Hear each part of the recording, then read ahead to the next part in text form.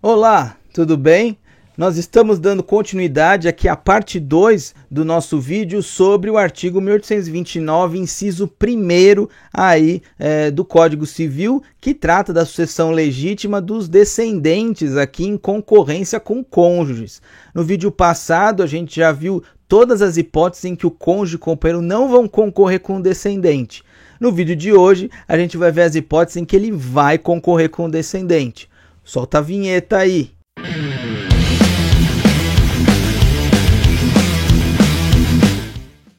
Muito bem, pessoal. Então, antes de eu dar início aqui, já se inscreve aqui no canal, já aciona o sininho para você não perder os próximos vídeos, né? E deixa aí o seu gostei, o seu like aí, para a gente movimentar esses vídeos aqui, para que o algoritmo os perceba, né? Que eles existem, né? E eles possam ser recomendados para mais pessoas, né? E assim a gente divulga mais esse conhecimento para todo mundo aí.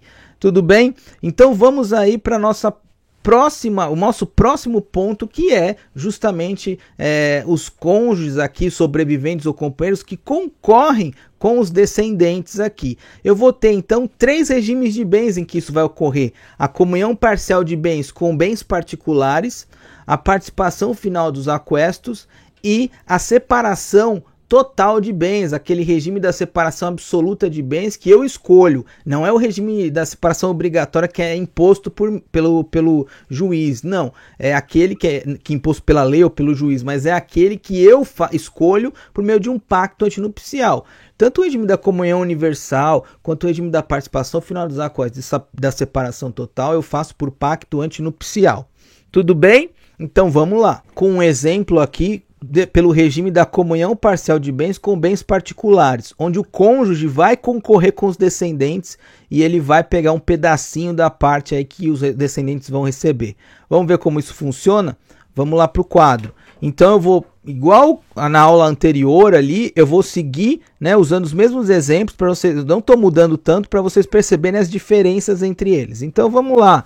De novo aqui o José casado com a Maria, só que agora ele é casado pelo regime da comunhão parcial de bens com bens particulares. José recebeu bens particulares. O que são os bens particulares? São aqueles bens que não se comunicam ao cônjuge durante o casamento.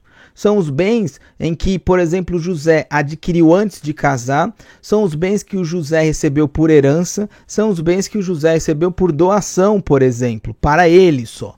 Então esses bens não se comunicam com o cônjuge, são considerados bens particulares. E nós vamos ter também os bens comuns, aqueles que foram adquiridos onerosamente durante o casamento e esses se comunicam, tá? Esses vão se comunicar. Então nós vamos ter de novo os filhos aqui, João e o Antônio, os mesmos filhos ali das outras situações, o João e o Antônio. Pessoal, vamos destacar então aqui agora, o José em vida, ele recebeu durante o casamento uma doação de 100 mil reais, 100k, e ele recebeu uma herança dos pais dele, né? Veio uma herança que o pai dele deixou, morreu enquanto ele era casado, de 200 mil k. Total aqui de 300 mil k. Isso aqui, pessoal, são os bens particulares, tá? 300 mil reais em bens particulares que ele deixou. Tudo bem? Agora, ele também, junto com a Maria, né, eles acabaram construindo junto, né, um patrimônio aí com imóveis, carros, vamos supor aqui imóvel, carro, um sítio também, vamos colocar mais coisas aqui. De quanto? De 600 mil reais. Eles têm um patrimônio que eles construíram durante o casamento juntos, com esforço comum, de 600 mil reais. Portanto, esses aqui são os bens comuns. Os bens comuns deles. Eles são os bens que eles construíram junto. Tudo bem? Bens particulares e bens comuns. Beleza. Como que a gente vai fazer agora para calcular?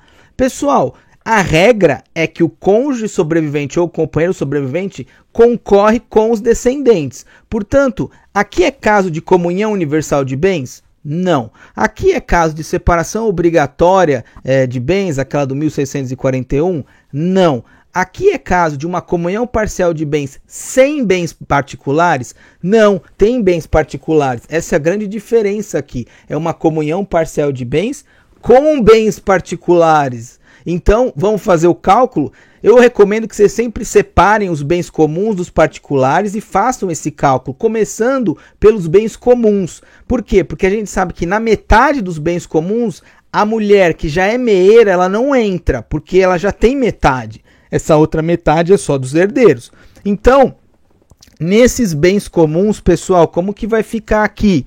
Poxa, Maria, ela contribuiu com 600k. Né? Portanto, ela tem direito à metade, ela é meeira. Então, Maria vai ter direito a 300k, que é a metade de 600k, né? 600 mil, porque ela é meeira. Ela já é dona da metade. Ela não está recebendo isso por herança, pessoal. Ela só está pegando o que é dela por direito. Metade é dela. Agora, e a outra metade? Os outros 300k aqui, desses bens comuns aqui. Esses outros 300k vão ser divididos entre os filhos e ela não vai concorrer aqui. Portanto, o João vai receber 150k, o Antônio 150k, do que, pessoal? Dos bens comuns. Dos bens comuns aqui. Tranquilo? Agora a gente vai para os bens particulares. A gente já resolveu os bens comuns, que a gente já sabe como funciona. Sempre resolve assim. Agora, nos particulares, o buraco é mais embaixo, pessoal. Tomem cuidado aqui. Veja, José deixou de bens particulares uma doação aqui de 100 mil reais e uma herança de 200 mil. O total que ele deixou de bens particulares é de 300 mil reais. Pessoal, em casos de bens particulares, o cônjuge sobrevivente concorre com os descendentes. Veja, o cônjuge sobrevivente ou companheiro sobrevivente, ele só concorre com os descendentes nos bens particulares. Portanto, esses 300 mil aqui, como que vai ficar? Vai ficar 100 mil para o João, 100 mil para o Antônio e 100 mil para a Maria, porque a Maria agora ela entra aqui como se ela fosse mais uma herdeira dentro dos bens particulares, Como que fica o total aqui então, pessoal? O João, ele vai ficar com 250k de herança, o Antônio vai ficar com 250k de herança, e a Maria, ela vai ter 300 mil como meeira e 100 mil, 100k, como uma herdeira que concorreu. Né? De herança mesmo, ela vai receber só os 100 mil que ela concorreu com os filhos. Portanto, aqui o total dela vai ser de 400, mas lembrando que 300 já é dela porque ela é meeira. E 100 ela recebe como herdeira que concorre com os filhos nos bens particulares. Pegaram isso aí? Deu para entender? Agora fica fácil, né, pessoal? Ficou mais claro agora para você a redação do 1829, inciso 1? É a redação do 1829, inciso 1, revelada agora, né? Vamos para os outros dois últimos regimes? Vamos lá. Bom, então agora a gente vai para o regime da separação total de bens, aquela separação em que o casal escolhe, né, ter a vida separada patrimonialmente durante o casamento. Tudo que um adquire, o que o outro adquire, cada coisa que um adquire no nome é só dele, né? Ele não precisa da anuência, da autorização, da outorga marital ou outorga uxória para alienar esse bem durante o casamento. E como que isso se aplica em relação as sucessões? O cônjuge sobrevivente, ele vai concorrer com os herdeiros, né? Mas nessa separação total, ele não devia concorrer a nada, né? Engano seu, cuidado. A separação total, ela é um regime que é feito para funcionar em vida, não na morte, tá, pessoal? Então vamos lá, mesma situação. José, Maria, os dois filhos, João e o Antônio. Perfeito? Eles são casados aqui no regime da separação total de bens. Regime da separação total de bens. Portanto, tudo que adquiriram antes e durante o casamento, mesmo que adquirido a título oneroso, um imóvel, por exemplo, se ele é colocado só no nome do José, por exemplo, esse imóvel é só dele, né? Não é da Maria. Maria que compre e coloque um imóvel no nome dela. Então, pessoal, aqui vocês devem concluir que geralmente eu não vou ter bens comuns, né? Não vai existir a figura dos bens comuns aqui. Se existir algum bem comum, tem que estar expresso o nome dos dois ali, né, como adquirentes, e aí sim ela vai ter direito a metade desses bens, né, e a outra metade ela não vai entrar, né.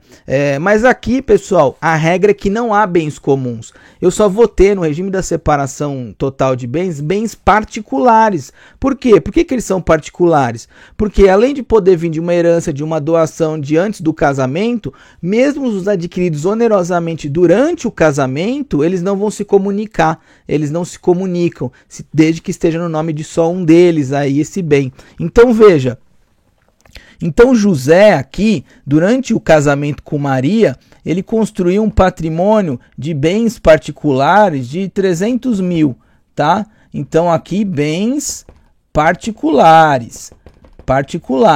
Mas Maria vai ser meeira de alguém aqui? Não, porque não tem bem comum. Você só é meeira quando tem bem comum. Portanto, pessoal, nos bens particulares, a Maria concorre, lembra? Nos bens particulares, ela concorre com os descendentes. Se eu tenho 300 mil reais de herança no regime da separação total de bens, o que vai acontecer? Maria desce aqui como se fosse uma herdeira também, para concorrer nos bens particulares aqui de cima, tá? Então, esses 300 mil vão ser divididos por cabeça aqui, 100 mil para o João, 100 mil para o Antônio, 100 mil para a Maria. Portanto, né, cada filho recebe 100 mil e a Maria, cônjuge sobrevivente, vai receber 100 mil também. Perfeito? Tranquilo? Esse é o cônjuge sobrevivente na concorrência aqui com os descendentes no regime da separação total de bens. Bom, então agora a gente vai para a última hipótese, que é a do regime da participação final nos aquestos. Aqui de novo, né? Agora o cônjuge sobrevivente casado no regime da participação final nos aquestos em concorrência, né, com os seus descendentes. Pode, a próxima situação, desde que tenha aí bens particulares. Vamos para o quadro então? Então, pessoal, vamos lá. Nós temos de novo aqui o José, casado com a Maria, tem o filho João e o filho Antônio. Ok? Filho João e o filho Antônio.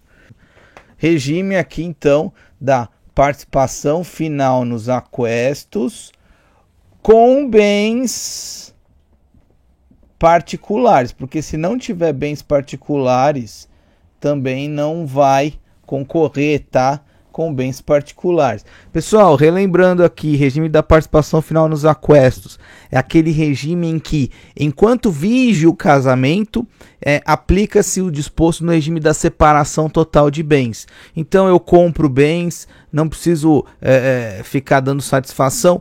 Claro, se eu precisar vender bens, eu vou precisar da autorização do outro cônjuge. Cuidado! Salvo se eu tiver deixado isso estipulado no pacto antinupcial, que é afastada a necessidade de outorga marital ou uxória. Cuidado, o único regime de bens em que eu não preciso de plano automático a autorização do cônjuge para alienar bens é o da separação convencional de bens, separação absoluta, por pacto antinupcial. Agora, se eu faço um casamento aqui pelo regime da participação final nos aquestos, pessoal, se eu quiser vender bens sem a autorização do outro cônjuge, eu vou ter que colocar isso no meu pacto antinupcial expressamente, tá? Cuidado, porque parece que como seria igual ao regime da separação total de bens, né, durante o casamento, não precisaria disso automaticamente, mas precisa pedir ou deixar lá no pacto antinupcial expresso. Tudo bem? Então, no momento em que se encerra esse regime da participação final nos aquestos, ou pelo divórcio ou pela morte de um dos cônjuges, ele se resolve pelo regime da comunhão parcial de bens. Então, veja, enquanto ele está vigente, ele aplica-se as regras da separação absoluta de bens, da separação convencional. Quando ele termina esse regime, eu vou resolver as situações dos bens pelo regime da comunhão parcial de bens. Pegou aqui? Então veja, o José aqui ele vai falecer, pessoal. Se o José vai falecer, então a gente vai ter que resolver esse regime da participação final dos aquestos pelo regime da comunhão parcial de bens. E como que eu faço isso? Bom, eu primeiro vou ter que ver aqui quais os bens aqui particulares,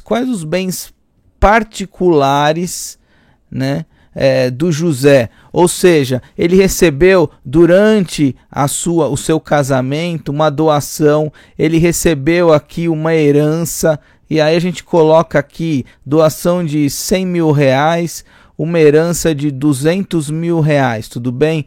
Ele tem de bens particulares 300 mil reais o José tem. Agora, veja, ele e a Maria, às vezes, compraram coisas juntos, tá? Mesmo no regime da separação total de bens, e aqui quando está vigente o regime aqui, eles compram, às vezes, coisas juntos, né? Se eles compram coisas juntos, é dos dois. E veja, quando termina o regime, resolve pela comunhão parcial. Então, se resolve pela comunhão parcial, se um deles comprou durante a vigência do casamento, mesmo que seja só no nome dele, ele se comunica ao outro. Então, vamos colocar aqui que ele juntou um patrimônio aqui de 600 mil reais em imóveis. E aqui são bens comuns, pessoal, dos dois. Bom, faleceu nesse regime da participação final dos aquestos, que se resolve pela comunhão parcial de bens. O que vai acontecer, então, aqui no cálculo, pessoal? Bom, primeiro, esses 600 mil, Maria é meeira, então ela fica com 300 mil como meeira, tá?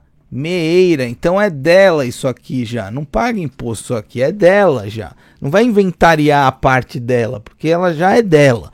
Na metade dos comuns. Portanto, dos bens comuns sobram outros 300. Esses bens comuns que sobraram 300, ela não concorre. Então vai ficar 150 para o João, 150 para o Antônio, dos bens comuns, né? Dos bens comuns. Agora, e os 300 mil aqui dos bens particulares? Pessoal, nos bens particulares, o cônjuge sobrevivente concorre com os descendentes. O cônjuge sobrevivente concorre com os descendentes. Então, pessoal, né, nessa situação aqui, como que ficaria? Bom, aí é fácil, né?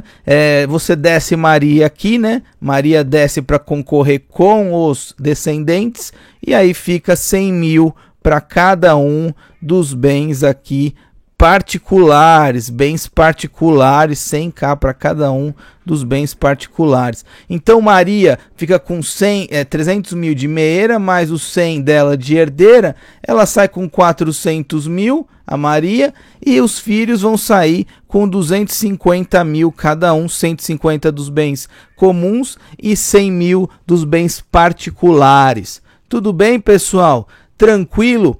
Veja, vai ter situações aqui em que há uma previsão aí no código em que se garante ao cônjuge sobrevivente 1/4 da herança. 1/4 da herança se ele está concorrendo com descendentes bilaterais, ou seja, filhos só dele e do falecido. Então, se ele está concorrendo com filho só dele ou do falecido, eu asseguro 1/4 da herança. O que quer dizer isso? Quer dizer que se tem, numa situação dessa, não vai fazer diferença, porque cada um fica com 1/3, é mais de 1/4. Agora, se eu tenho aqui, por exemplo, 4 filhos, e aí a Maria desce, e ela ficaria então com 1/5, porque aí ficaria 1/5, né, dos bens particulares para cada filho. Na verdade, eu tenho que assegurar ela 1/4. Então, ela ficaria com 1/4, né, dos dos 300 mil, ela ficaria com 1/4, e o restante dividir entre os outros filhos, entre os outros 4 filhos. Tudo bem? Por quê? Porque eu garanto esse quinhão para ela que a lei estipula. Ah, professor, mas e se ela tem filhos aqui no meio? Tem um que é unilateral, que é filho, por exemplo, só do morto, não é um filho com ela. Aí a jurisprudência tem entendido que concorre por cabeça igual. Então ela receberia 1/5 no nosso exemplo aqui. Se é só com filhos dela e do decujus, 1/4 garantido. Se é filho dela e bilateral, germanos, né, que a gente chama bilateral e unilateral, aí vai receber por cabeça 1/5. Tudo bem, pessoal? Deu para entender aqui? Deu para pegar as situações em que o cônjuge sobrevivente concorre com os descendentes? Ficou claro 1829, inciso 1? Espero que sim. O nosso próximo encontro aí vai ser para falar dessa sucessão dos ascendentes agora. É diferente dessa que a gente falou agora. Muda umas coisas, tá? Cuidado, cuidado. Fique ligado que a gente vem com esse novo vídeo em breve. Um grande abraço para vocês e não se esqueça aí, se inscreve no nosso canal, aciona o sininho, deixa o curtir aí, né, porque isso ajuda o canal a crescer e a divulgar mais esses vídeos. Um grande abraço então, tchau!